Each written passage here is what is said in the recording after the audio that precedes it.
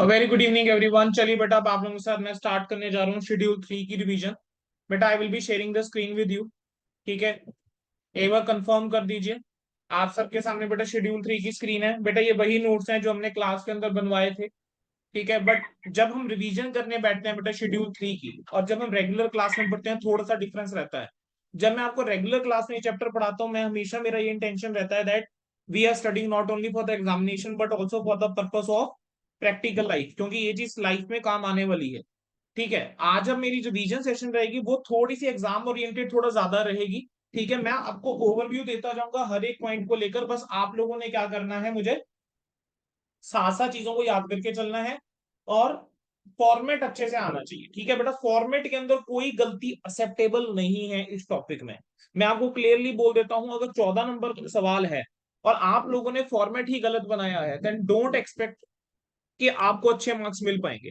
ठीक है, थोड़ा सा तेज रखेंगे, क्योंकि बेटा क्वेश्चंस के ऊपर फोकस करके चलना है। अच्छा सर, अब बात करके चलेंगे इस टॉपिक की रिवीजन करेंगे कैसे। सर सबसे पहले हम क्या करेंगे, इसके बेटा शेड्यूल 3 का जो फॉर्मेट या क्लास नोट्स जो मैंने आपको बनवाए थे, मैं वो रिवाइज करवाऊंगा। आफ्टर क्लास नोट्स हम क्या करेंगे बेटा, 3 क्वेश्चन करेंगे बस। सर तीन ही क्यों, तीन से ज्यादा क्यों नहीं? बेटा क्योंकि अगर एक एक क्वेश्चन हम शेड्यूल 3 का रिवीजन में करने बैठ गए, तो डेफिनेटली व्हाट विल हैपन, हम इसी चैप्टर के ऊपर बैठे रह जाएंगे, कंप्लीट नहीं हो पाएगा सिलेबस, रिवाइज नहीं कर पाएंगे सारा।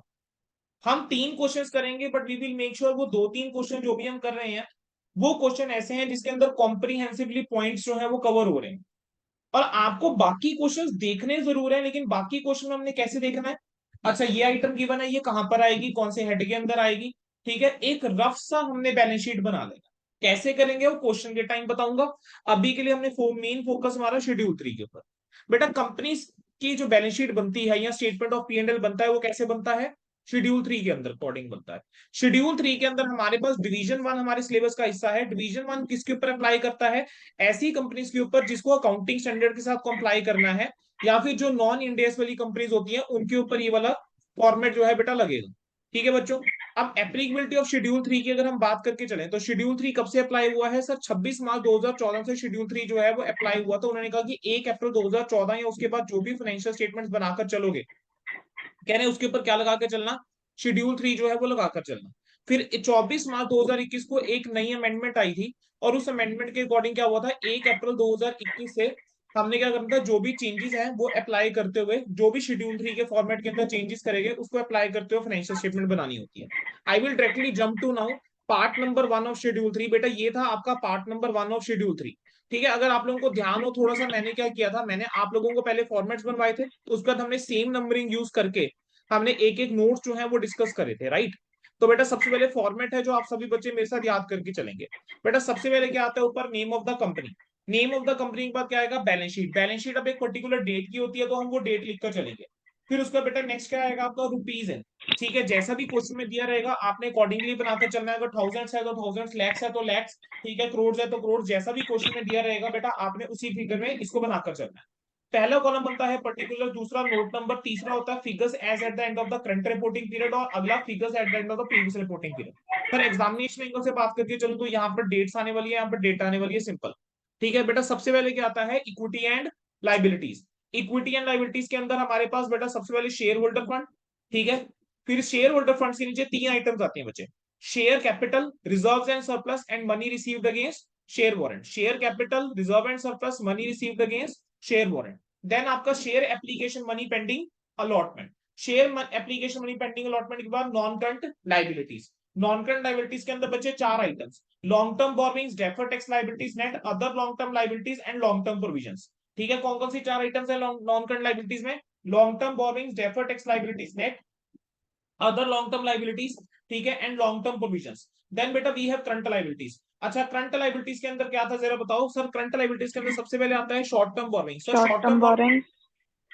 ठीक है, अब ट्रेड पेबल्स के अंदर बेटा दो आपको बाइफर्केशन देके चलनी होती है, कि टोटल आउटस्टैंडिंग ठीक ड्यूज है। कितना है माइक्रो एंटरप्राइजेस और स्मॉल एंटरप्राइजेस का, and other one is total outstanding dues कितना है of the creditors other than the micro enterprises and small small enterprises. Enterprise. बेटा आपके स्टडी मटेरियल के अंदर या आरटीपी पास्ट पेपर एमटीपी के अंदर अब तक कोई भी ऐसा सवाल नहीं आया है जिसके अंदर बाइफर्केशन अवेलेबल हो, बट डेफिनेटली क्या बन नहीं सकता, बिल्कुल सर बन सकता है, ध्यान रखिएगा। अभी तक नहीं बना है, डज नॉट मीन कि आगे नहीं बन सकता। तो माइट भी पेपर में आपको वो कोई ऐसा क्वेश्चन दे दे या ऐसा कुछ डाटा दे दे जिसके अंदर आपको ये पता लग पाए कि माइक्रो स्मॉल एंटरप्राइजेस का कितना है और बाकी का कितना है। ठीक है, so you have to write accordingly, वैसे प्रेजेंट करके चलना है, तो डाटा के हिसाब से प्रेजेंट करके चलना। अगर क्वेश्चन के अंदर बाइफर्केशन नहीं अवेलेबल होगी then you can simply take trade papers, लेकिन अगर बाइफर्केशन अवेलेबल है तो बेटा दोनों के अंदर बाइफर्केट करके लिखाओगे। अगला आपका अदर करंट लाइबिलिटीज, देन आपका शॉर्ट टर्म प्रोविजंस। तो ये होगी आपकी लाइबिलिटी साइड। बेटा कई बच्चे गलती क्या करते हैं, यहाँ पर टोटल नहीं करते, तो याद रखना यहाँ पे टोटल करके दिखा देना बेटा। देन आपके एसेट्स, एसेट्स के अंदर बेटा आपका सबसे पहले नॉन करंट एसेट्स है, फिर करंट एसेट्स है। नॉन करंट एसेट्स के नीचे पहली आइटम आती है प्रॉपर्टी प्लांट इक्विपमेंट। ठीक है, बेसिकली उसके अंदर चार आइटम्स आती हैं, पहली के नीचे चार चीजें आती हैं। सबसे पहला क्या है, property plant equipment. Property plant equipment के बाद क्या आएगा आपका इंटेंजिबल एसेट्स, देन आपका capital work in progress. After capital work in progress we have intangible assets under development. Then we have net non current investments. Non current investments का we have deferred tax assets net. Deferred tax assets net के बाद हमारे पास long term loan and advances. Then आपका other non current assets. ठीक है, एक बार दोबारा से नॉन करंट एसेट्स सारे बच्चे, property plant equipment, then intangible assets, then आपका capital work in progress, intangible assets under development, non current investment, deferred tax assets net, other non current assets. ठीक है बच्चे, फिर उसके बाद आपका क्या आता है, current assets. Now current assets के अंदर आपका क्या आएगा सर, करंट एसेट्स के अंदर हमारे पास आता है करंट इन्वेस्टमेंट्स। ठीक है, करंट आता है हमारे पास current investment, then inventories, trade receivable, cash and cash equivalent, short term loan advances and other current assets. बेटा एक कॉमन मिस्टेक मुझे यहाँ पर देखने को मिलती है कि बच्चे क्या करते हैं कि गलत लिख देते हैं, करंट एसेट्स का ऑर्डर जो है वो उल्टा लिख देते हैं। तो please try to make sure कि करंट एसेट्स का ऑर्डर जो है आप सही लिखें, उसको उल्टा ना लिखें। ठीक है, करंट इन्वेस्टमेंट, देन आपका inventory, trade receivable, cash and cash equivalence, short term loan and advances, and then we have the other current assets. Please ध्यान रखिएगा और अकॉर्डिंगली बच्चे आप यहाँ पर अटेम्प्ट करके चलेंगे। ठीक है जी, बोलो बेटा क्लियर है। देन बेटा आप अगला आपको करना है statement of P and L का format. Now before going to statement of P and L format I would like कि एक बार बैलेंस शीट का फॉर्मेट बेटा प्लीज दोबारा से देख के चलेंगे सारे बच्चे। बैलेंस शीट का फॉर्मेट एक गो में सारे बच्चे। सबसे ऊपर name of the company, name of the company के बाद बैलेंस शीट एज एट, जिस भी पर्टिकुलर डेट की बैलेंस शीट बना के चल रहे हैं। देन आपका particular note number, figures as at end of the current reporting period, figures as at end of the previous reporting period. Equity and liability, shareholder fund, share capital, reserve and surplus, money received against share warrant, share application, money pending allotment, non-current liabilities, long-term borrowings, deferred tax liabilities, net other long-term liabilities and long-term provisions. Then आपका current liabilities, short-term borrowing, trade payables, total outstanding dues of the micro enterprises and small enterprises, and total outstanding dues of the creditors other than micro enterprises and small enterprises, other current liabilities, short-term provisions, total and खत्म। Assets की अगर मैं बात करके चलो बेटा, assets के अंदर क्या होता है आपका, non current assets, property plant and equipments, intangible assets, capital work in progress, intangible assets under development, non current investments, deferred tax assets net, long term loan and advances. Then we have other non current assets, and current assets के अंदर current investment, inventories, trade receivable, cash and cash equivalent and other short term loan advances and other current assets, 6 items आ जाएंगी। Then बेटा हम बात करेंगे statement of profit and loss की। बेटा मैं statement of profit and loss की अगर बात करके चलूं, मैं आपको पूरा फॉर्मेट ही एक बार यहाँ पर करवा के चलूंगा। दो पेपर के अंदर हम देखते हैं कि ज्यादा यूज नहीं होता है, पेपर के अंदर प्रॉफिट फॉर द ईयर तक की बात होती है, एक्स्ट्रा ऑर्डिनरी ऑर्डिनरी आइटम तक वो जाता नहीं। ठीक है, उतना डाटा देता नहीं है, but for a safer side I would like कि आप लोगों को फिर भी वो थोड़ा ध्यान में होना चाहिए। बेटा statement of profit and loss जो होता है वो आपका फॉर अ पर्टिकुलर पीरियड होता है, तो हमेशा फॉर द ईयर एंडेड आएगा। प्लीज एज एट मत लिखकर आ जाना, नंबर घटा लोगे। Name of the company, profit and loss, statement for the year ended, then आपका particulars, note number, figures for the current reporting period and figures for the previous reporting period. सबसे पहले आपका रेवेन्यू फ्रॉम ऑपरेशंस, देन आपका other income, then इन दोनों का आप total करेंगे तो आपका साथ है टोटल इनकम। ठीक है, टोटल इनकम आएगा। फिर आपका क्या आएगा बच्चे, एक्सपेंसेस आएगा। अच्छा अब एक चीज मैं आपको अभी बता दूं, बेटा होता क्या था, revenue from operations, revenue from operations के बाद आपका आता है अदर इनकम। अदर इनकम के बाद पहले क्या वर्ड यूज होता था, पहले वर्ड यूज हुआ करता था टोटल रेवेन्यू।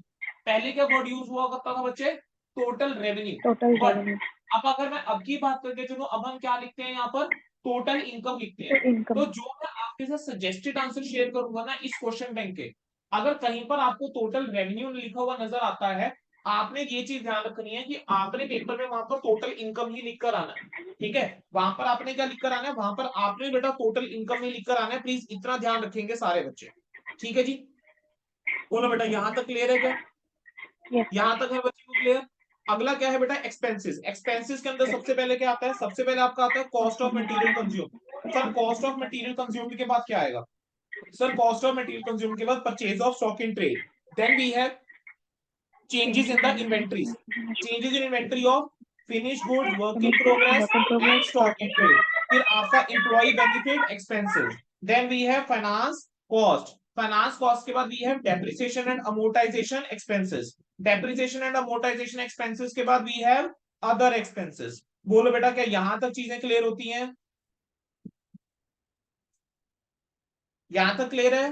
Yes sir. पर यहां तक याद कर लीजिए, बिकॉज यहां तक जो है बेटा बाय हार्ट याद होना चाहिए, क्योंकि इसके बाद क्या होता है, देखो इसके बाद हम बात करके चले ना, अगर आप नहीं भी लिखोगे profit before exceptional and extraordinary items and taxes, अगर क्वेश्चन में ऐसा डाटा नहीं है चल जाएगा, you can simply write profit before tax, then tax expense, then profit for the year, है ना, profit after tax, you can write that in examination. But अगर हम फॉर्मेट की बात करके चलें, डेफिनेटली फॉर्मेट के अंदर exceptional item, extraordinary items, इन सब के बारे में बेटा चर्चा तो है, ठीक है, फॉर्मेट का हिस्सा तो है, तो इग्नोर कंप्लीटली नहीं कर सकते। डेफिनेटली क्वेश्चंस के अंदर ज्यादा यूज नहीं होता है, उस चीज को डिनाई मैं नहीं करूंगा। एक बार स्टेटमेंट ऑफ पीएनबी का फॉर्मेट स्टार्टिंग से लेके यहां तक तो बिल्कुल तुम्हें याद होना चाहिए। सबसे पहले क्या है आपका रेवेन्यू फ्रॉम ऑपरेशंस, देन आपका अदर इनकम, देन आपका टोटल इनकम, टोटल इनकम के बाद बेटा आपका क्या आएगा, बोलो जी, टोटल इनकम के बाद एक्सपेंसेस, एक्सपेंसेस के अंदर पहला cost of material consume, cost of material consume के बाद बेटा purchase of stock in trade, then changes in inventories of finished goods, work in progress and stock in trade, then we have employ benefit expenses, then we have finance cost, finance cost के बाद आपका क्या आएगा, depreciation amortization expenses, then other expenses and last we have total expenses. ठीक है, total expenses के बाद वैसे आप लिखोगे profit before tax, tax expense and profit after tax, ठीक है, बट अदरवाइज आता क्या है, profit before exceptional and extraordinary items. अब एक्सेप्शनल आइटम्स ले लीजिए तो क्या बचेगा, profit before extraordinary items and tax, then extraordinary items, फिर क्या बचेगा, प्रॉफिट बिफोर टैक्स, ठीक है, फिर आपका टैक्स एक्सपेंस, टैक्स एक्सपेंस के अंदर दो आते हैं, current tax and deferred tax, AS 22 के अंदर हमने देखा है, देन आपका profit and loss for the period from continuing operations, ठीक है, फिर आप क्या लेंगे, profit and loss from the discontinuing operation, accounting standard बेटा 24, देन आपका tax expense for the of the discontinuing operation, then आपके पास क्या आ जाएगा, प्रॉफिट और loss from discontinuing operation after tax. आपने प्रॉफिट एंड लॉस अगर पूरे पीरियड का देखना है तो आपको कंटिन्यूइंग और डिसकंटिन्यूइंग वाले को ऐड करना पड़ेगा, तो आपका लास्ट में क्या आएगा, लास्ट में हमने ना face of statement of P&L के ऊपर दिखा के चलना होता है अर्निंग पर शेयर, ठीक है, जितना भी है इक्विटी शेयर, आपका बेसिक भी और डिल्यूटेड भी, जो आपका AS 20 है, again a very important standard AS 20, और हम AS 20 जो है वो रिवाइज करके चलेंगे जल्दी। AS 20 इज अनदर टॉपिक जिसके ऊपर मुझे लगता है केस स्टडी बेस्ड क्वेश्चन आपका बन सकता है, ठीक है, एमसीक्यूज बन सकते हैं। तो बेटा ये था आपका शेड्यूल 3 का फॉर्मेट, लेकिन बेटा ये तो हर कोई याद कर लेगा, इसमें क्या बात है, सर मेन बात तो नोट्स के नंबर है बच्चों, फेस तो बच्चे बना लेते हैं, दिक्कत कहां पर आती है नोट्स के अंदर, कि नोट्स के अंदर उनको डिस्क्लोजर नहीं देना आता, तो नोट्स के अंदर डिस्क्लोजर कैसे देके चलना है, चलिए बात करेंगे। सर सबसे पहले मैं बात करके चलूं शेयर कैपिटल की, ठीक है, तो शेयर कैपिटल के अंदर आता है for each class of share capital, आपको बताकर चलना है कि नंबर और अमाउंट ऑफ शेयर ऑथराइज कितने हैं, नंबर ऑफ शेयर्स इशूड कितने, subscribe and fully paid up, subscribe but not fully paid up, then आपका पार वैल्यू क्या रहेगी शेयर्स की, ठीक है, वो आपको बतानी होती है, आपको एक रिकंसलेशन दिखानी होती है नंबर ऑफ शेयर्स की, कि आपके पास स्टार्टिंग में कितने शेयर्स थे, ड्यूरिंग द ईयर कितने शेयर्स जो है हमने करे हैं, ठीक है, ये आ जाएगा आपका, देन डिटेल ऑफ शेयर्स जो अलॉट करे गए हैं 5 ईयर्स के अंदर immediately preceding the balance sheet date, कितने शेयर्स की डिटेल जो 5 साल पहले immediately preceding the balance sheet date हमें क्या करे गए, अलॉट करे हैं हमने, ठीक है, नंबर और क्लास ऑफ आपको शेयर्स बताने हैं जो आपने फुली पेड अलॉट करें विदाउट कैश कंसिडरेशन, जो शेयर्स आपने क्या करे हैं, अलॉट करे हैं बाय वे ऑफ बोनस, और अगर आपने कोई शेयर्स बेटा बाईबैक करे हैं तो आपको उसका नंबर और क्लास ऑफ शेयर डिस्क्लोज करके चलना होगा।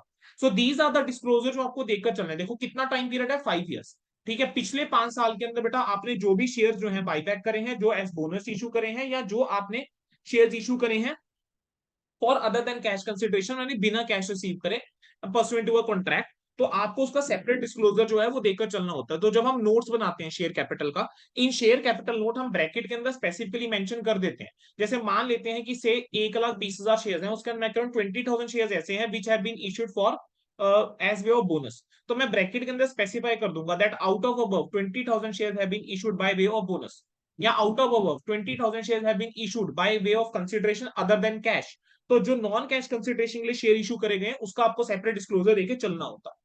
ठीक है, आपको शेयर होल्डिंग प्रमोटर्स की डिस्क्लोज करनी होती है, कॉज इन एरिया शेयर फॉरफिट आपको दिखाकर आना है, और अगर कोई शेयर हमने रिजर्व करके रखे हुए हैं फॉर इशू अंडर ऑप्शंस के अंदर या कॉन्ट्रैक्ट या कमिटमेंट के अंदर, तो हमने उसको डिस्क्लोजर देके चलना है। और ऐसे शेयर होल्डर जिनके पास 5% से ज्यादा होल्डिंग है, आपको उनको भी अलग से डिस्क्लोजर देके चलना होता है। Then talking about reserve and surplus, reserve and surplus के अंदर बेटा अगर मैं क्लासिफिकेशन की बात करके चलूं, तो सबसे पहले कौन से रिजर्व आएंगे बच्चे, कोशिश करना पेपर में सबसे पहले आप कैपिटल रिजर्व लिखिए। सबसे पहले capital reserve, then capital redemption reserve, then we have securities premium, then आपका डिवेंचर रिडम्पशन रिजर्व, फिर उसके बाद आपका रिवैल्यूएशन रिजर्व, देन आपका शेयर ऑप्शन आउटस्टैंडिंग अकाउंट, फिर आपका अदर रिजर्व। ठीक है, फिर आपका क्या आ जाएगा बच्चे, सरप्लस, और बैलेंस क्या आ जाएगा इन स्टेटमेंट ऑफ सरप्लस। बेसिकली क्या होता है, आपका पीएनएल का बैलेंस होता है। ठीक है जी। अदर रिजर्व के अंदर आपके जनरल रिजर्व आ सकते हैं। देन बेटा अगर आपने कोई भी एडिशन या डिडक्शन करी है since the last balance sheet, वो आपको दिखाकर चलेंगे। अगर मान लो कुछ एडिशन हुआ है, आपको ऐड करके चलना है। अगर मान लो कुछ डिडक्शन हुई है, आपने उसको यूटिलाइज करा, तो हम उसको माइनस करके आपको दिखाकर फिर आपको दिखाना है।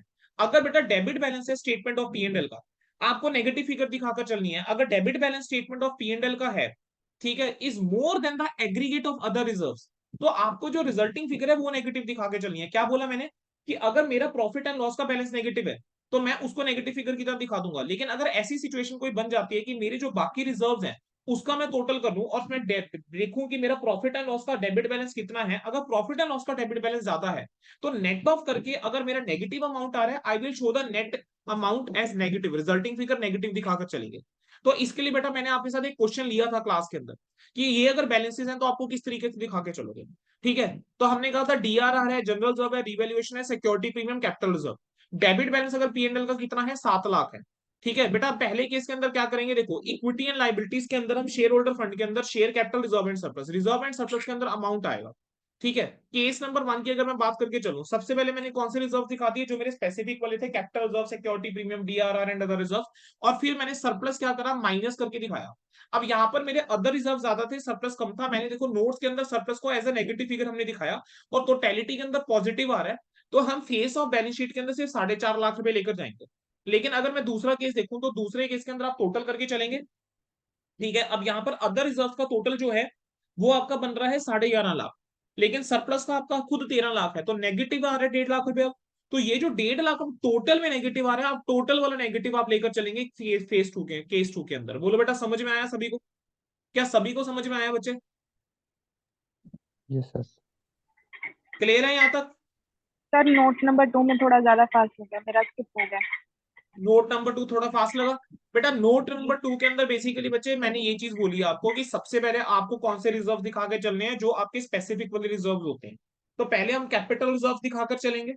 कैपिटल रिजर्व हो गया, सीआरआर हो गया, सिक्योरिटी प्रीमियम हो गया, डीआरआर हो गया, रिवैल्यूएशन रिजर्व हो गया। बेटा इन सारे रिजर्व का ना एक स्पेसिफिक यूज होता है।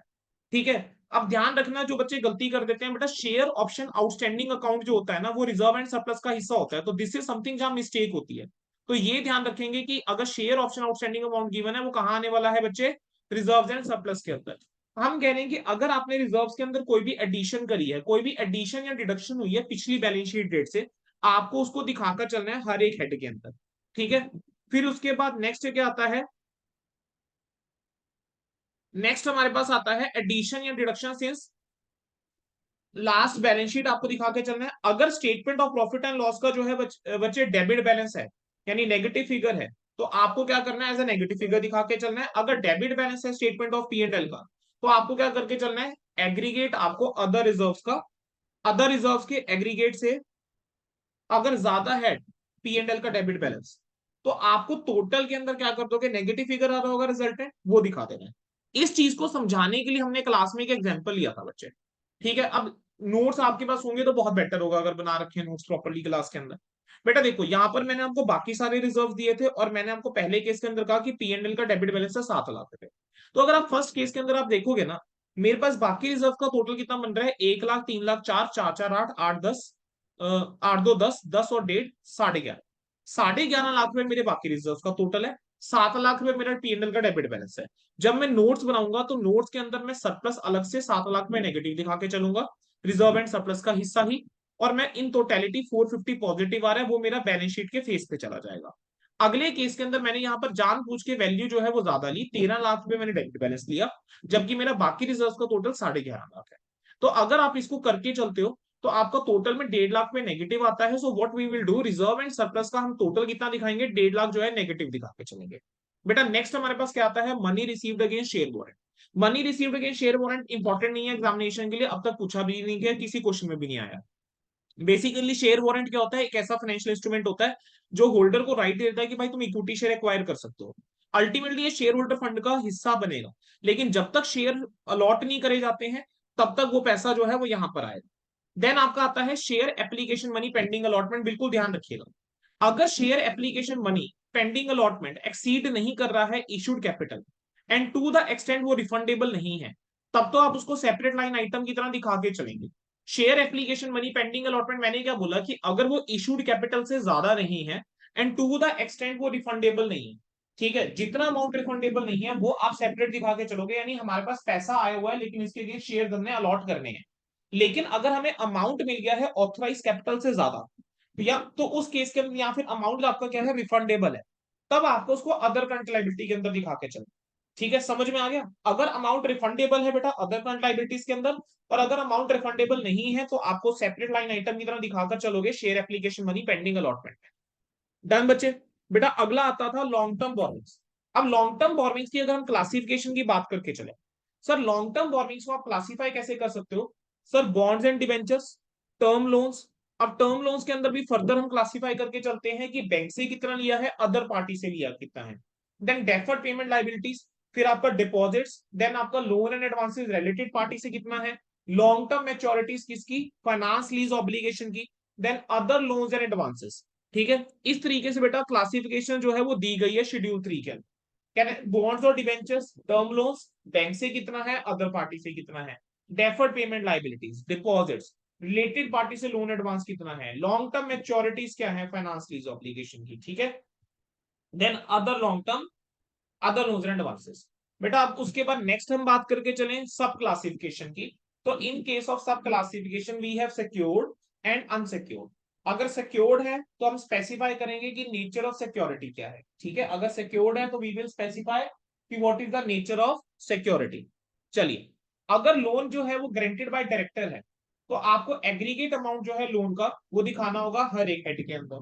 टर्म्स ऑफ रीपेमेंट जो है टर्म लोन की और अदर लोन की वो हमें क्या करनी होगी, स्टेट करनी होगी। अगर लोन जो है वो ग्रांटेड बाय डायरेक्टर है तो आपको बेटा एग्रीगेट अमाउंट जो है वो दिखाना है सेपरेटली कि हाँ जी यार ये लोन जो है वो ग्रांटेड बाय डायरेक्टर है, उतना आपको अलग डिस्क्लोज करके चलना है। और जो भी बेटा टर्म लोन होता है या कोई भी लोन होता है उसकी जो रीपेमेंट की टर्म्स है वो हमें क्या करनी होती है, दिखानी होती है। ठीक है जी। बेटा डेफर्ड टैक्स लाइबिलिटी जो होता है उसका मतलब हम AS 22 में सीख चुके हुए हैं। ठीक है, और डेफर्ड टैक्स एसेट का मतलब ये AS 22 में सीखा हुआ है। अगर डेफर्ड टैक्स लाइबिलिटी या डेफर्ड टैक्स एसेट आता है तो बेटा ध्यान रखना कि एक ही आ सकता है, और बेटा नेट वर्ड साथ में जरूर लिखना, डेफर्ड टैक्स लाइबिलिटीज नेट या डेफर्ड टैक्स एसेट नेट। ठीक है, दोनों में से एक ही आएगा आपका बैलेंस शीट के अंदर। देन बेटा आपका other long term liabilities, other long term liabilities में जो बाइफर्केशन हो सकती है that could be trade payables और अदर्स। लॉन्ग टर्म प्रोविजन की बात करके चले तो मेनली इसके अंदर आपको एक आइटम देखने को मिलेगी that is provision for employ benefits, और बाकी अदर्स। शॉर्ट टर्म बोरोइंग्स, अब शॉर्ट टर्म बोरोइंग्स की भी क्लासिफिकेशन कैसे होती है बेटा सुनिए। शॉर्ट टर्म बोरोइंग्स के अंदर आपका क्या आ जाएगा, लोन रीपेबल ऑन डिमांड। ठीक है, बैंक से कितना है, अदर पार्टी से कितना है, सेपरेट दिखाओ। लोन और एडवांस आपने रिलेटेड पर्सन से कितना लिया हुआ है, सेपरेट दिखा के चलो। डिपॉजिट्स, देन आपके अदर लोन एडवांसेस। हमें कुछ सब क्लासिफिकेशन करनी होती है, वो सब क्लासिफिकेशन क्या है, सिक्योर्ड और अनसिक्योर्ड। अगर सिक्योर्ड है तो आपको नेचर ऑफ सिक्योरिटी जो है बेटा वो बताकर चलनी है। ठीक है, देन लोन्स अगर ग्रांटेड बाय डायरेक्टर है तो आपको एग्रीगेट अमाउंट बताना है। And last one is current maturities of long term borrowing. Last one क्या है आपका, current maturities of long term borrowings. ठीक है बच्चे, क्या यहां तक क्लियर है जी। ठीक है, अब ये current maturities of long term borrowing के लिए हमने बेटा यहाँ पर एक एग्जांपल लिया था। ठीक है, तो ये प्लीज एग्जांपल अब खुद से देख लीजिएगा। ठीक है, नोट सबके बने पड़े हैं तो एग्जांपल बच्चे प्लीज खुद से देख लेना इस चीज को एक बार कवर करने के लिए। ठीक है, मैं आगे बढ़ूंगा, कहीं प्रॉब्लम आएगी पूछ लेना। बेटा अगला पॉइंट आता है नोट नंबर 10, ट्रेड पेबल्स। अब बेटा ट्रेड पेबल्स की अगर मैं बात करके चलूं तो देखो बेटा एमसीक्यू के पॉइंट ऑफ व्यू से शायद से इसके ऊपर क्वेश्चन बन जाए, तो थोड़ा सा आपको आइडिया होना चाहिए कि ट्रेड पेबल्स और ट्रेड रिसीवेबल बेटा दोनों ही केस के अंदर एजिंग शेड्यूल है जो आपको लेकर चलना है।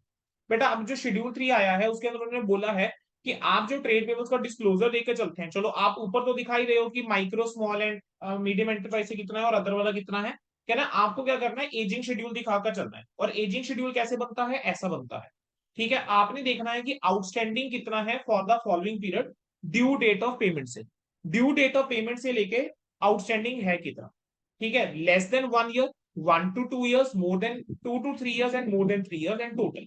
तो ये बेटा चार कैटेगरीज हैं जो बनाई गई हैं। लेस देन 1 ईयर कितना आउटस्टैंडिंग है, 1 to 2 years, 2 to 3 years and more than 3 years। MSME से कितना है, अदर से कितना। डिस्प्यूटेड वाले को अलग दिखाना है, डिस्प्यूटेड ड्यूज कितने हैं एमएसएमई से और अदर्स कितने हैं। ड्यू डेट ऑफ पेमेंट अगर स्पेसिफाई नहीं है तो वहां पर डिस्क्लोजर कैसे कहां से लिया जाएगा, डेट ऑफ ट्रांजेक्शन से। अगर आपको ड्यू डेट पता है तो ड्यू डेट से काउंट करोगे, अगर ड्यू डेट अगर आपको नहीं पता है, जो डेट ऑफ ट्रांजेक्शन है वहां से काउंट करके चलेंगे। और अगर मान लेते हैं कोई ऐसे अनबिल्ड है, यानी कोई कुछ ऐसे हैं जो कि अनबिल्ड ड्यूज हैं, तो उसको हमें ना सेपरेटली क्या करके चलना पड़ेगा बेटा, डिस्क्लोजर जो है वो लेकर चलना पड़ेगा। हमें क्या करना पड़ेगा, सेपरेट डिस्क्लोजर जो है बेटा वहां पर लेकर चलना पड़ेगा। नेक्स्ट बेटा आपका आता है other current liabilities. Other current liabilities के अंदर क्या क्या क्लासिफिकेशन जाती हैं, आपकी फाइनेंस लीज की बेटा क्या आ जाएंगी, ऑब्लिगेशंस आ जाएंगी, current maturities of the finance lease obligation. Then we do have interest accrued but not due on borrowings, जो इंटरेस्ट बेटा एक्रू हो गया लेकिन ड्यू नहीं है बोरोइंग पे, जो इंटरेस्ट एक्रूड है और ड्यू हो गया है बोरोइंग पे। देन आपका income received in advance, unpaid dividend, कोई भी एप्लीकेशन मनी जो आपने रिसीव करी है अलॉटमेंट के लिए लेकिन ड्यू नहीं है एंड ड्यू फॉर रिफंड है। देन आपकी कोई अनपेड मेच्योर डिपॉजिट्स हैं या डिबेंचर्स हैं और उसके ऊपर इंटरेस्ट है, डिबेंचर्स हैं या कोई भी डिपॉजिट्स हैं जो ड्यू हो चुके हुए हैं लेकिन मेच्योर हो चुके हैं लेकिन अब तक आपने पे नहीं करे हैं और उसके ऊपर जो इंटरेस्ट है, ठीक है, वो आपका आ जाएगा इसके अंदर, और अदर पेबल्स जो रहेंगे। देन आपका short term provisions, short term provisions की हम बात करके चलें तो शॉर्ट टर्म प्रोविजंस के अंदर आपके भाई इंप्लॉय बेनिफिट्स आ जाएंगे, और अदर्स के अंदर आप कह सकते हो कि टैक्सेशन के लिए, वारंटीज के लिए प्रोविजंस हो गया, तो आपकी वो शॉर्ट टर्म प्रोविजंस के अंदर बेटा जाएंगी। Then we have property plant equipment. Property plant equipment की अगर मैं बात करके चलूं बेटा तो यहाँ पर क्लासिफिकेशन कैसे रहती है, सबसे पहले आपका लैंड हो गया, बिल्डिंग हो गया, देन आपका प्लांट एंड इक्विपमेंट हो गया, फर्नीचर फिक्सचर्स हो गया, व्हीकल्स हो गया, अदर ऑफिस इक्विपमेंट हो गया, अदर्स हो गया। So this is the classification जो पीपीई की दी गई है। अगर कोई बेटा लीज्ड एसेट्स हैं तो उसको आपको सेपरेटली डिस्क्लोज करके चलना है, स्पेसिफाई करके चलना है। हमें क्या करना होता है, एसेट्स के केस में एक रिकंसिलेशन तैयार करके चलनी होती है, जैसे ये एग्जांपल आपको मैंने दिया है, ठीक है। आपको एक रिकंसिलेशन तैयार करके चलनी है कि आपका ओपनिंग कितना था, आपने ड्यूरिंग द ईयर एडिशन कितनी करी, आपने ड्यूरिंग द ईयर बेचा कितना, डेप्रिसिएशन, फिर आपका closing balance of cost, then आपका डेप्रिसिएशन कि टिल डेट आपने कितनी डेप्रिसिएशन चार्ज करी हुई थी, ड्यूरिंग द ईयर कितनी डेप्रिसिएशन आपने चार्ज करी है, एंड में कितनी है। सो इस मैनर में आपको डिस्क्लोजर जो है वो रिकंसिलेशन जो है वो एक बना के चलनी होती है। देन वी है बेटा इंटेंजिबल एसेट्स।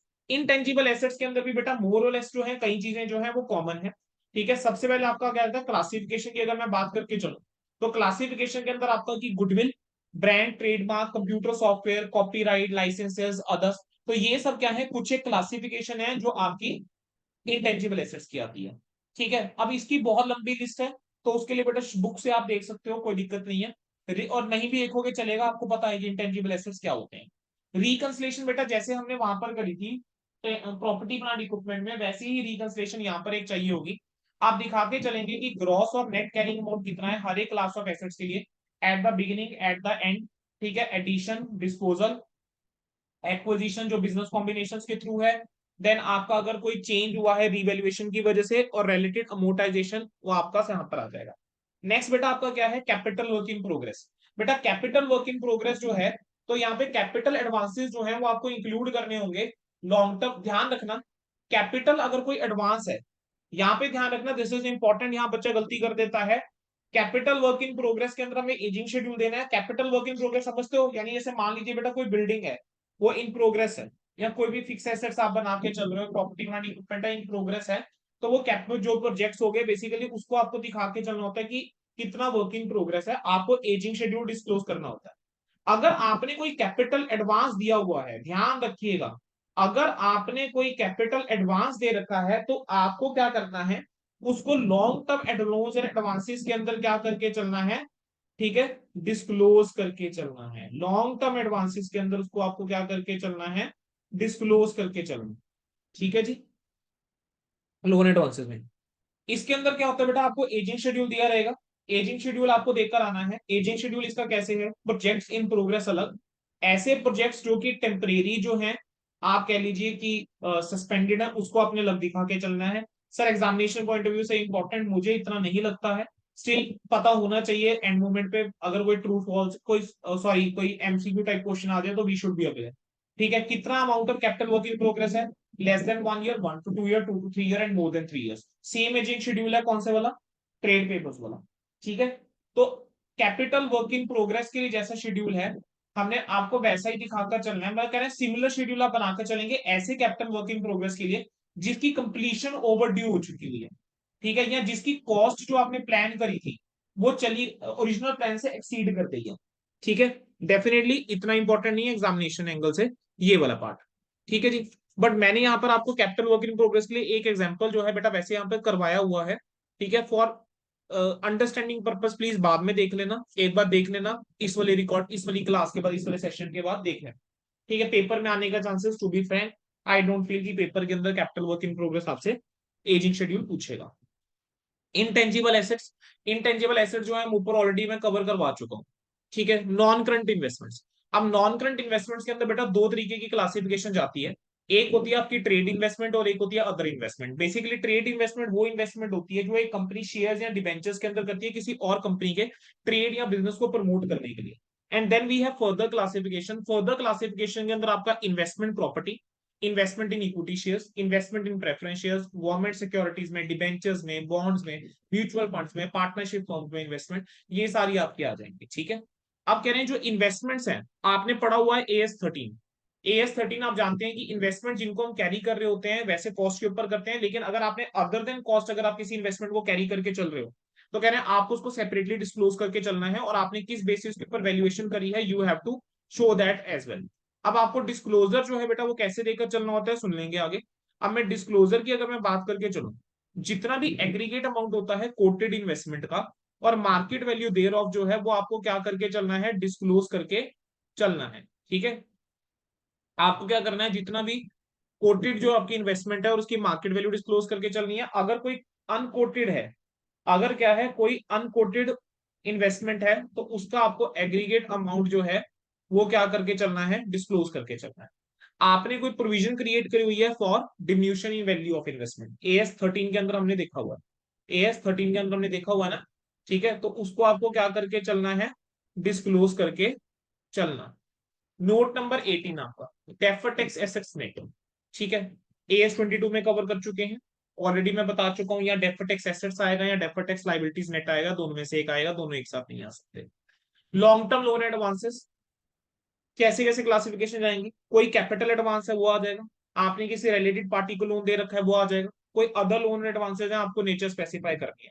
सब क्लासिफिकेशन की बात करके चलूं, आपको सिक्योर्ड कंसीडर्ड गुड अलग दिखाने हैं, अनसिक्योर्ड कंसीडर्ड गुड अलग दिखाने हैं, डाउटफुल अलग दिखा के चल रहे हैं। यूजुअली क्वेश्चन के अंदर आपको वो बता देता है कि कितने कंसीडर्ड गुड है क्या है, वो आपको डिस्क्लोजर देके चल देता है कहीं ना कहीं सेंटेंसेस में, तो अकॉर्डिंगली आपको डिस्क्लोज करके चलना। अलाउंसेज जो है बैड डेब्ट्स के लिए और doubtful debt loans and advances के लिए आपको सेपरेट दिखाकर चलना है। कॉमन पॉइंट है बेटा अगला जो है non current asset, short term loan advances, trade receivable और लॉन्ग टर्म लोन एडवांसेस के लिए कह रहे हैं जो भी लोन और एडवांसेस या डेट्स जो ड्यू बाय डायरेक्टर है या अदर ऑफिसर है या any of them either severally और ज्वाइंटली अदर पर्सन के साथ, या फिर जो भी अमाउंट ड्यू बाय फर्म्स है या प्राइवेट कंपनी है जिसके अंदर वो डायरेक्टर जो है वो पार्टनर है या डायरेक्टर जो है वो मेंबर है या डायरेक्टर है, कहेंगे उसको आपको सेपरेटली डिस्क्लोज करके चलना है। अदर नॉन करंट एसेट्स की मैं बात करके चलूं, ठीक है, अगेन बेटा ये जो हमने पिछले वाला पॉइंट पढ़ा है उतना इंपॉर्टेंट नहीं है। ठीक है, सुन लिया एक बार, that is more than relevant, बाकी क्वेश्चन के अंदर आएगा, you will get to know कि सेपरेट डिस्क्लोजर इसका रिक्वायर्ड है। ठीक है बेटा, एक चीज मैं आपको बता रहा हूँ, जब भी हम शेड्यूल 3 पढ़ रहे हैं ना तो you don't have to do the rectification. आपका फोकस पता है किस चीज पे होना चाहिए कि हमने डिस्क्लोजर किस किस चीज का देकर चलना है अलग से। अगर आपको वो ध्यान में होगा ना, आपके सामने वो आइटम आएगी तो आप अपने आप उसको सेपरेटली डिस्क्लोज कर दो। ठीक है, अगला क्या है, other non current assets. Other non current assets के अंदर बेटा अगेन क्लासिफिकेशन की बात करके चलूं तो लॉन्ग टर्म ट्रेड रिसीवेबल्स, कोई सिक्योरिटी डिपॉजिट है वो आ जाएगा, अदर्स आ जाएगा, और सब क्लासिफिकेशन की बिल्कुल सेम है जो ऊपर हम पढ़ के आए हैं लॉन्ग टर्म लोन एडवांसेस में। करंट इन्वेस्टमेंट्स क्या होते हैं, कहेंगे जैसे आपने नॉन करंट इन्वेस्टमेंट पढ़ा है बेटा, बिल्कुल वैसी करंट इन्वेस्टमेंट की क्लासिफिकेशन है, बस इसके अंदर एक तो इन्वेस्टमेंट प्रॉपर्टी नहीं आता। दूसरा, यहां पर आपको डिस्क्लोजर देके चलना होगा इंडिविजुअल इन्वेस्टमेंट्स की, आपने कैसे डिस्क्लोजर देके चला है, वो आपको सारा डिस्क्लोजर जो है वो बेसिस जिसके ऊपर आपने वैल्यूएशन करी है वो आपको दिखाना होगा। इन्वेंट्रीज की बात करके चले तो AS2 के अंदर भी आपने ये क्लासिफिकेशन पढ़ी हुई है, raw material, work in progress, finish good, stock and trade, stores and spares, loose tools and others.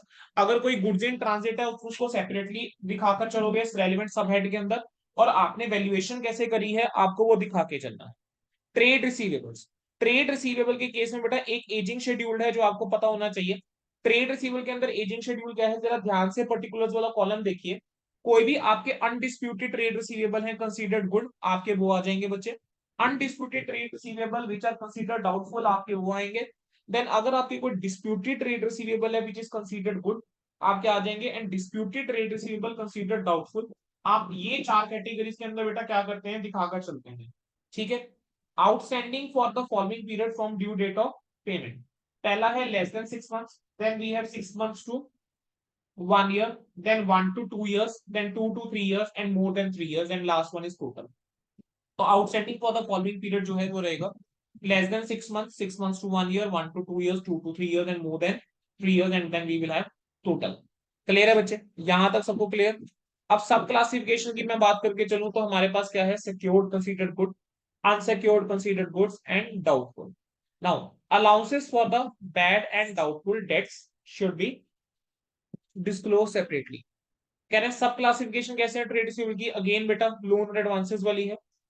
अगला कैश और कैश इक्विवेलेंट्स, सर अब कैश और कैश इक्विवेलेंट्स के ऊपर ध्यान देंगे। कैश और कैश इक्विवेलेंट्स के अंदर आप क्लासिफाई कैसे करके चलेंगे बच्चे, balance with banks, cheques, drafts in hand, then आपका cash in hand, and then we have others. कोई भी आपके एयर मार्क बैलेंसेस हैं विद बैंक्स, जैसे अनपेड डिविडेंड हो गया। अब अनपेड डिविडेंड जो है वो आपको एक बैंक के अंदर सेपरेटली डिपॉजिट करा के रखना पड़ता है। So that I can say is an air mark balances, तो आपको उसको सेपरेटली डिस्क्लोजर करके चलना होगा। बैंक डिपॉजिट जिसकी 12 महीने से ज्यादा की मेच्योरिटी है उसको आपको सेपरेटली डिस्क्लोज करके चलना होगा। शॉर्ट टर्म लोन एडवांसेस, आपने कोई भी लोन और एडवांस दिया है रिलेटेड पार्टीज को अलग से दिखाओगे, अदर्स को अलग दिखाओगे। रिलेटेड पार्टीज वाला बेटा हमेशा अलग दिखाना है, ठीक है, चाहे आपने लोन लिया हुआ है चाहे आपने लोन दे रखा है। अदर करंट एसेट्स, कोई भी ऐसे एसेट्स जो किसी और ऊपर आइटम में फॉल नहीं करेंगे, अदर करंट एसेट्स में डाल देना। Contingent liabilities and commitments, contingent liability क्या है, claim against the company not acknowledgement as डेब्ट। किसी ने क्लेम डाला हुआ है हमारे केस, हमने अब तक माना नहीं है कि हमने पैसे देना है, कोई हमने गारंटी दे रखी है, तो वो कंटीजेंट लाइबिलिटी है बेटा। ठीक है, कोई भी अदर मनी जिसके लिए कंपनी कंटीजेंटली लाइबल है वो आ जाएंगे। कमिटमेंट्स की मैं बात करके चलूं तो कमिटमेंट्स के अंदर हमारे पास क्या आता है कि जो भी आपका एस्टिमेट अमाउंट रहता है कॉन्ट्रैक्ट का remaining to be executed on capital account, जिसकी आपने प्रोविजन नहीं क्रिएट करी हुई, कोई आपने शेयर्स के अंदर इन्वेस्टमेंट करी हुई है या किसी इन्वेस्टमेंट कोई आपने इन्वेस्टमेंट करी हुई है which is partly paid up, तो जितनी अनकॉल्ड लाइबिलिटी है वो आपकी कमिटमेंट है या अदर कमिटमेंट। ठीक है, देन उसके बाद नेक्स्ट आपका क्या आता है बेटा, अब प्रॉफिट एंड लॉस की अब आइटम शुरू हो गई है। प्रॉफिट एंड लॉस के अंदर सबसे पहले आपका revenue from operations. Revenue from operations की जब हम बात करके चलते हैं तो रेवेन्यू फ्रॉम ऑपरेशन में क्या क्या आ जाएगा, आपका सेल ऑफ प्रोडक्ट से, सेल ऑफ सर्विसेज और अदर ऑपरेटिंग रेवेन्यू आ जाएगा। इसमें से लेस करके चलेंगे एक्साइज ड्यूटी सर, बेशक अब एक्साइज ड्यूटी का कंसेप्ट जो है वो खत्म है, लेकिन अभी भी गाइडेंस कोड के अंदर यही लिखा है। ठीक है, मैं आपको बता देता हूँ ये किस कंपनी के लिए, जो अदर देन फाइनेंस कंपनी है। आपको रेवेन्यू जो है वो हमेशा प्रेजेंट कैसे करना चाहिए, नेट ऑफ जीएसटी, यानी जीएसटी इसके अंदर इंक्लूड करके नहीं होना चाहिए। ठीक है, और हमने AS9 के अंदर अगर एक क्वेश्चन आपको ध्यान आता हो, वहां पर भी हमने क्या करता है, जीएसटी को एज लाइबिलिटी हम लेकर चले थे, अगर आपको ध्यान। ठीक है, नेट ऑफ जीएसटी ही लिया था वहां पर। अगर एक सेक्शन 8 कंपनी है तो जो ग्रांट डोनेशन रिसीव्ड है वो भी इसके अंदर कवर हो जाएगी। फाइनेंस कंपनी की हम बात करके चले तो उसके रेवेन्यू फ्रॉम ऑपरेशन में क्या आएगा, इंटरेस्ट आ जाएगा, अदर फाइनेंशियल सर्विसेज से जो रेवेन्यू आता है जैसे डिविडेंड हो गया, रेंटल हो गया, फीस कमीशन इनकम हो गया, वो सब चीजें आ जाएंगी बेटा। ठीक है जी। अब यहाँ पर अगर हम बात करके चलें, एक एग्जाम्पल था बेटा जो मैंने आपको करवाया था, प्लीज इस एग्जाम्पल को एक बार चलो देख लेते हैं। कह रहे हैं एक पर्टिकुलर इनकम जो है वो अदर ऑपरेटिंग रेवेन्यू है या अदर इनकम है, वो डिसाइड किस बेस के ऊपर होता है, फैक्ट्स ऑफ केस के ऊपर। मान लेते हैं कोई एक कंपनी है वो इंडस्ट्रियल और कमर्शियल प्रोडक्ट बनाती है, उसका एक रियल एस्टेट बिजनेस भी है। रियल एस्टेट के अंदर वो क्या करते हैं, लीजिंग पे रियल एस्टेट प्रॉपर्टीज दे देते हैं। ठीक है, अब रेंट जो आ रहा है उसको इस लीज से और रियल एस्टेट से, वो क्या है उसके लिए अदर ऑपरेटिंग रेवेन्यू। अब एक कंपनी है वो कंज्यूमर प्रोडक्ट बनाती है, उसके पास 10 फ्लोर की एक बिल्डिंग है जिसमें से 2 फ्लोर उसको रिक्वायर्ड नहीं है, और उसने उसको टेम्परेरी क्या दे दिया बेटा, रेंट के ऊपर दे दिया। तो अब ये वाला जो रेंटल आ रहा है ये अदर इनकम, ठीक है ना। अदर इनकम की अगर हम बात करके चलें, अदर इनकम के अंदर बेटा इंटरेस्ट इनकम आ जाएगी, डिविडेंड इनकम आ जाएगी, कोई भी गेन या लॉस है नेट आप दिखाकर चलेंगे सेल ऑफ इन्वेस्टमेंट, और अदर नॉन ऑपरेटिंग इनकम्स आपकी आ जाएगी। नेक्स्ट आपका cost of material consume.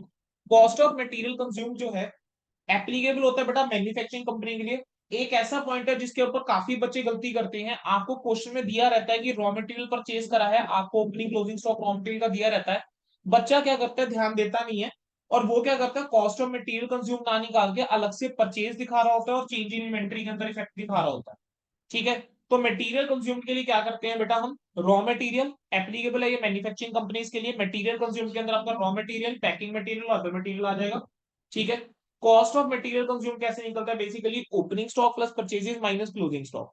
Purchase of stock in trade कहां पर आता है, जहां पर आपकी इंटेंशन होती है कि आप रीसेल करेंगे। Changes in inventory of finish goods की अगर मैं बात करके चलूं तो ओपनिंग माइनस क्लोजिंग इन्वेंट्री हमेशा करके दिखाना, ध्यान रखना क्लोजिंग माइनस ओपनिंग नहीं होता, ओपनिंग माइनस क्लोजिंग होता है। इंप्लॉय बेनिफिट एक्सपेंस के अंदर बेटा बस ऐसे समझ लो जो भी इंप्लॉय के लिए करा वो एम्प्लॉय बेनिफिट में, सैलरीज वेजेस प्रोविडेंट फंड के अंदर कोई कंट्रीब्यूशन करा, इंप्लॉय स्टॉक ऑप्शन स्कीम के अंदर कुछ है एक्सपेंस आपने करा, या इंप्लॉय स्टॉक परचेज प्लान के अंदर कुछ खर्चा करा है, ठीक है, वो आपका क्या आ जाएगा स्टाफ वेलफेयर खर्चा, ये सारे के सारे खर्चे आपके इंप्लॉय बेनिफिट में जाएंगे। फाइनेंस कॉस्ट, फाइनेंस कॉस्ट के अंदर क्या आ जाता है, इंटरेस्ट एक्सपेंस आ जाएगा, जैसे आपका इंटरेस्ट हो गया ऑन बोरिंग्स के ऊपर, बैंक्स के ऊपर है ना, डिबेंचर्स के ऊपर।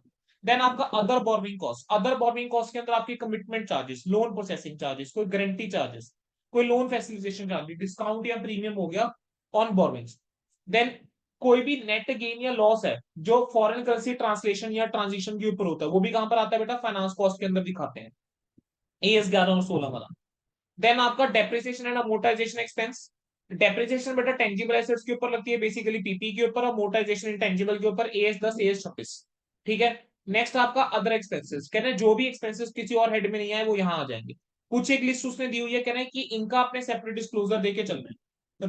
स्टोर्स एंड स्पेयर पार्ट जो कंज्यूम करे हैं, power fuel rent, repairs to building, repairs to machinery, insurance, rate और taxes including taxes on income, miscellaneous expenses. कह रहे हैं कोई भी आइटम एक्सपेंडिचर की जो एक्सीड करती है 1% ऑफ रेवेन्यू फ्रॉम ऑपरेशन या 1 lakh rupees whichever is higher of two, कहेंगे उसको आपको सेपरेटली डिस्क्लोजर देके चलना है। देन देयर आर सर्टेन बेटा स्पेशल पॉइंट्स ऑफ डिस्क्लोजर, कह रहे हैं अगर आपने कोई भी ऑडिटर को पेमेंट करी है, ठीक है, तो आपको उसको सेपरेटली डिस्क्लोजर करके चलना है कि ऑडिटर को आपने टैक्सेशन मैटर के लिए कितना पे करा है, कंपनी लॉ मैटर के लिए कितना पे करा है, मैनेजमेंट सर्विसेज के लिए कितना पे करा है, अदर सर्विसेज के लिए कितना पे करा है, और एक्सपेंसेस रिम्बर्समेंट के लिए कितना है।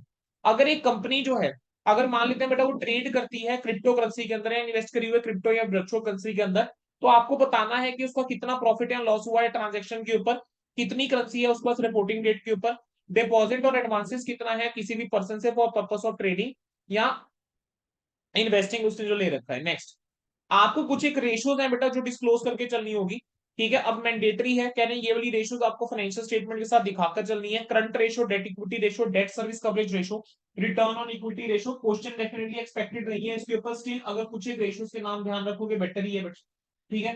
तो आपको कुछ एक रेशियोज डिस्क्लोज करनी है, trade receivable turnover ratio, trade payable turnover ratio, net capital turnover ratio, net profit ratio, return on capital employed and return on investment. Definitely हर किसी का एक फॉर्मूला भी है which we are not required to learn।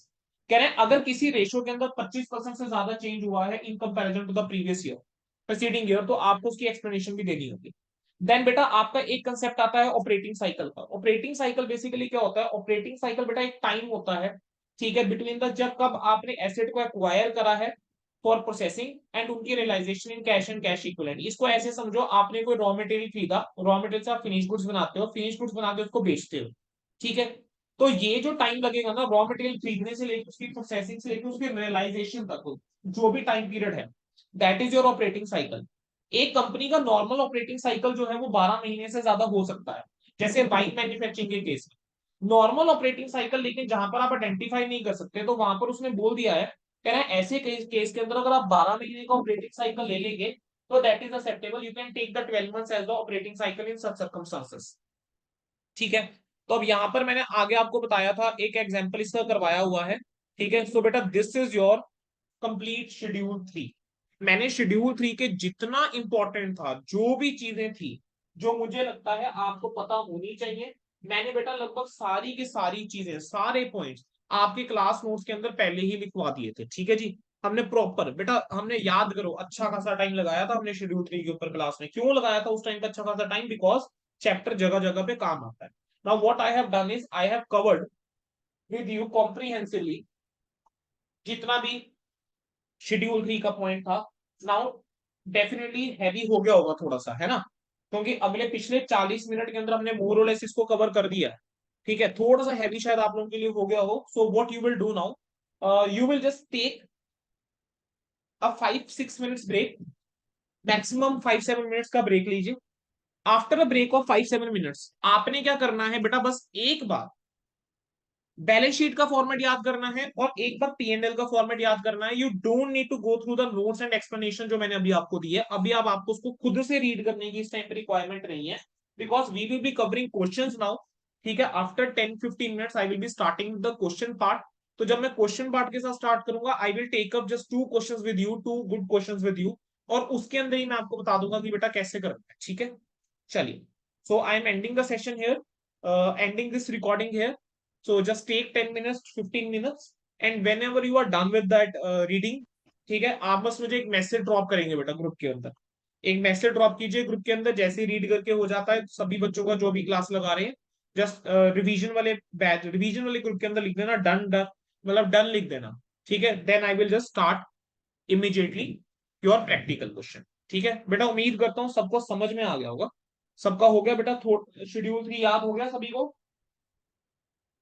Format याद है सभी को? और डिस्क्लोजर किस किस चीज का देना है वो समझ में आ गया, वो क्लैरिटी मिल गई है थोड़ी? Yes sir. अरे बच्चों यस और यस नो, मिल सर। गई यस क्लैरिटी? सर। यस चलो, सर। ठीक है, टेक 10-15 मिनट जो भी चाहिए। But once you are done with the reading of schedule 3 format and P and L format, जब याद हो जाएगा please just let me know, drop a message, we will start practical question.